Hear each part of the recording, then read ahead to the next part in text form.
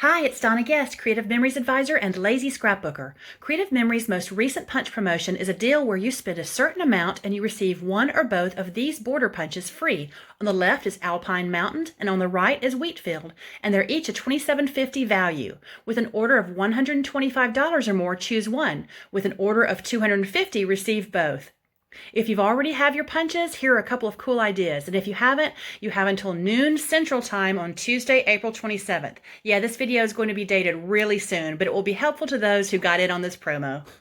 Here's the easiest border you can make, just a simple punch. If you've never used one of these, check out my video in the top right corner on how to use border punches. Now, I might be a lazy scrapbooker, but I fell in love with this design I'm about to demo by fellow CM Advisor Erica Kelley. It's so clever. It takes a little bit of effort, but it's worth it.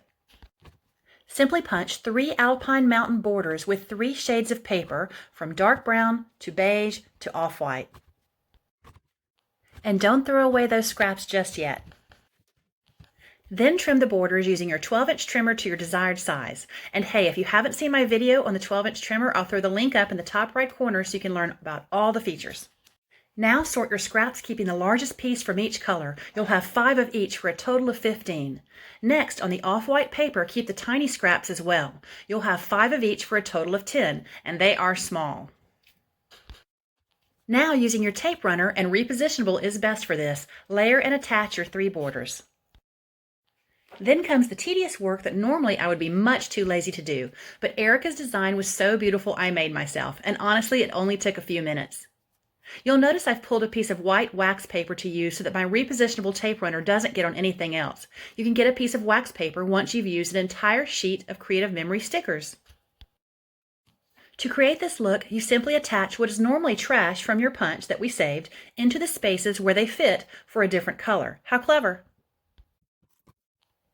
Okay, let's speed this up even more so I can get finished. But seriously, it only took me a few minutes.